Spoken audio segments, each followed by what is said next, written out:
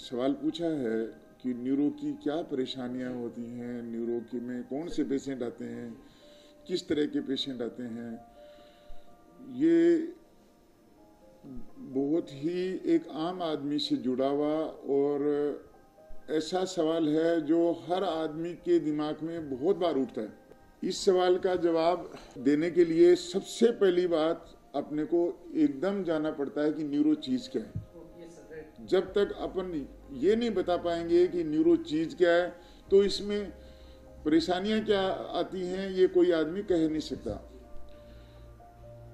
Brain और brain से related सारी चीज, जैसे आपको मैं समझाऊं कि कोई भी सिस्टम दो तरह से कंट्रोल होता है। एक एग्जाम्पल लेते हैं हम, जैसे ट्यूबलाइट है, ये दो तरह से कंट्रोल होती है। एक तो खुद का ट्यूब और वो चौक और सब लोकल प्रॉब्लम, और एक उसकी इलेक्ट्रिसिटी। ट्यूबलाइट दोनों में कोई सी में भी त्रुटि होगी तो ट्यूबलाइट नहीं जलेगी। सपोज लाइट नहीं आई तो बिल्कुल ट्यूबलाइट आपकी नॉर्मल है, नहीं जलेगी नहीं। इसी तरह से अगर लाइट आ रही है और ट्यूबलाइट में खराबी है तो वो ट्यूबलाइट नहीं जलेगी। ऐसे ही हर सिस्टम, चाहे वो कुछ भी हो, चाहे मेरा हाथ हो, मेरा जीभ हो, मेरी आंख हो, मेरा कान हो, कुछ भी हो, वो हर तरह से दो जगह से कंट्रोल होता है। एक कंट्रोल होता है लोकल, मतलब आंख है तो लोकल कंट्रोल है, आंख का ये जो दिख रहा है ये पार्ट, ये सब कुछ, ये लोकल कंट्रोल है। और एक है ये सब कुछ नॉर्मल हो फिर भी आदमी देख नहीं सकता क्योंकि उसको ब्रेन से कनेक्शन में गड़बड़ है या ब्रेन के अंदर कुछ गड़बड़ है, तो सेंट्रल कंट्रोल बोलते हैं उसको। तो न्यूरो में वो पेशेंट आते हैं, वो प्रॉब्लम्स देखी जाती हैं और उन प्रॉब्लम्स का सॉल्यूशन होता है जो सेंट्रली रेगुलेटेड है। मतलब उसका बिल्कुल ठीक है। जैसे कोई आदमी कहता है कि साहब मेरा हाथ नहीं उठ रहा, मतलब हाथ ना तो टूटा ना और हुआ, कुछ नहीं हुआ, लेकिन उठ नहीं रहा। अब ये समझ नहीं रहे कि क्यों नहीं उठ रहा, तो नहीं उठ रहा इसका मतलब हाथ में या तो कोई खराबी नहीं है, दर्द नहीं है, कुछ नहीं है, लेकिन वो उठ नहीं रहा, मतलब उसका कंट्रोल गड़बड़ है। तो वो पेशेंट आते हैं जो ये कंट्रोल। अब जैसे किसी के पैर का दर्द है, कोई उसको सियाटिका बोलेगा, कोई उसको रिंगनबाय बोलेगा, कोई उसको कुछ भी अपनी टर्म में बोलेगा, लेकिन वो दर्द, जैसे कोई आदमी दबाया कि यहाँ दर्द नहीं है, यहाँ दर्द नहीं है, लेकिन रीढ़ चल रही है, अनएक्सप्लेन्ड है। पेन है मेरे पैर में, बहुत जबरदस्त पेन है, लेकिन मैं ये नहीं बता सकता कि पेन है किस जगह, पूरे में ही चल रहा है। तो अपन पेन के लिए क्या सोचते हैं, मोटा मोटा सोचते हैं कि बोन में लग गई होगी, मांस में लग गई होगी, पैर में। भाई मांस भी ठीक है, बोन भी ठीक है और सारी चीजें ठीक है, तो फिर प्रॉब्लम क्या है? तो प्रॉब्लम सेंट्रल है, तो प्रॉब्लम न्यूरो की प्रॉब्लम है। तो न्यूरो में वो पेशेंट आते हैं जिनकी की लोकल प्रॉब्लम्स, मतलब सिस्टम रिलेटेड चीजें हैं। वो तो जैसे ऑर्थोपेडिक, जैसे हड्डी में कोई प्रॉब्लम है, हड्डी टूट गई तो ऑर्थोपेडिक्स वाला देखेगा, लेकिन हड्डी नॉर्मल है, सब कुछ नॉर्मल है, तो हम बेसिकली सेंट्रल कंट्रोल को देखते हैं। तो न्यूरो में इसी तरह से ही ब्रेन के लिए है। ब्रेन के लिए सारी जो प्रॉब्लम्स हैं वो आदमी सोचता है कि मैं तो बिल्कुल ठीक हूँ, मेरी आंखें ठीक हैं, ये ठीक है, वो ठीक है, लेकिन मेरा तो हेडेक हो रहा है, या मेरे तो समझ में नहीं आ रहा, मेरे तो कुछ, वो जो भी प्रॉब्लम है वो अनएक्सप्लेन्ड प्रॉब्लम है। तो उन अनएक्सप्लेन्ड प्रॉब्लम्स को ही हम लोग देखते हैं।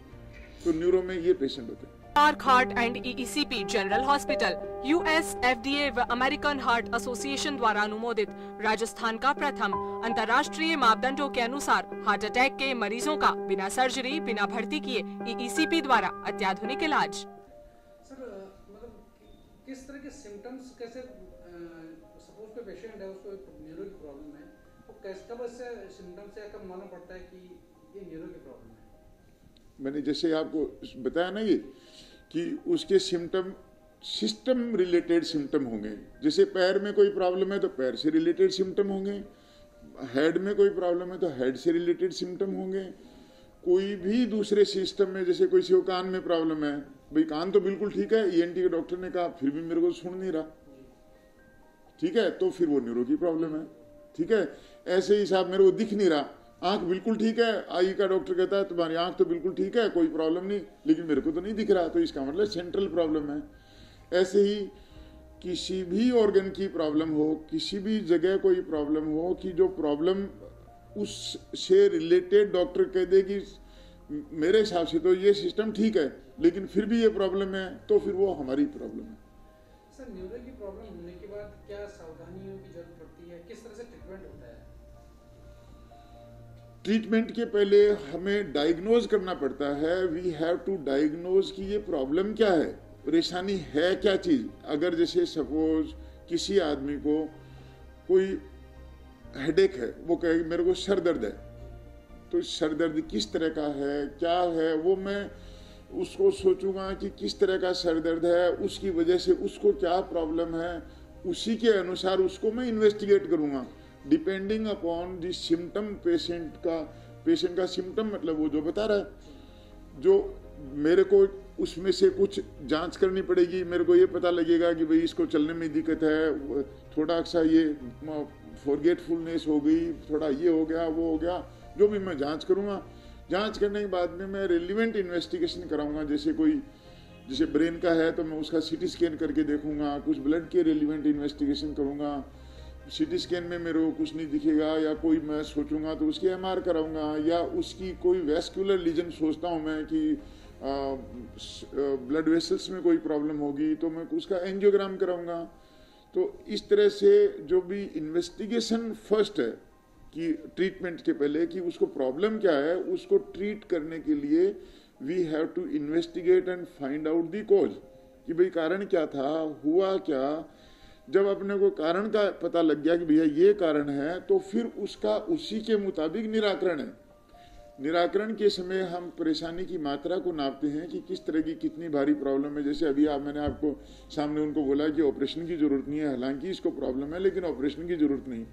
तो कुछ प्रॉब्लम्स ऐसी होती हैं जिनको कि हम लोग पेशेंट को अपनी डेली लाइफ को लाइफ स्टाइल चेंज करके, अपना तरीके चेंज करके, कुछ सपोर्ट चेंज करके अपना उस प्रॉब्लम से मीट आउट करते हैं, प्रॉब्लम का सोल्यूशन करते हैं। समटाइम्स उस प्रॉब्लम को मेडिकली ट्रीट करते हैं, या हमें लगता है कि ये मेडिकल ट्रीटमेंट उसके बियॉन्ड प्रॉब्लम है तो हम सर्जरी करते हैं। एक नई सोच, नए आयाम और नई मिसाल के साथ रावत गर्ल्स कॉलेज अब बन चुका है रावत कोएट कॉलेज। यहाँ कई सारे प्रोफेशनल और करियर ओरिएंटेड कोर्सेज के साथ विद्यार्थियों के लिए है safe and secure campus environment, dedicated teaching faculty, modern library, campus placement and hostel facility. Admissions के लिए तुरंत कॉल करें 0141281015 पर या रावत कोएट कॉलेज, करनी विहार, अजमेर रोड, जयपुर कैंपस में विजिट करें। सर, एक आम आदमी को क्या मैसेज आप देंगे कि अगर उसको इस तरह की कोई परेशानी हो तो कैसे डॉक्टर से संपर्क करना चाहिए? आम आदमी तो जैसे ही उसको पता लगता है कि मेरे को ऐसी प्रॉब्लम है, तो जो भी आपको नियर बाई डॉक्टर होगा उसको भी पास हो जाएगा। ये हमारी ब्रांच एक्चुअली प्राइमरी ब्रांच नहीं है, हमारी ब्रांच एक्चुअली टर्सरी ब्रांच होती है। टर्सरी का मतलब हमारे पास में पेशेंट सब जगह से दिखाने के बाद में जब उनको प्रॉब्लम का सॉल्यूशन नहीं मिलता तब आते हैं।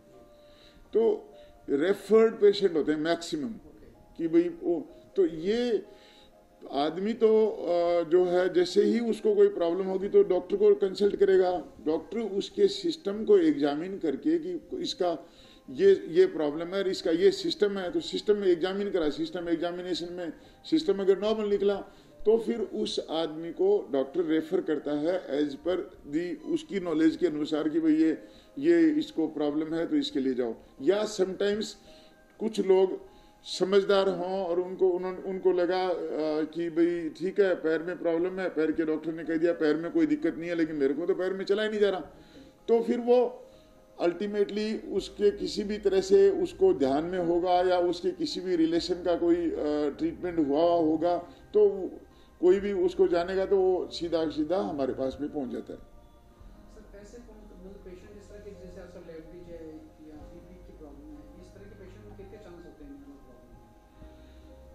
इन सब पेशेंट्स में काफ़ी चांस होते हैं।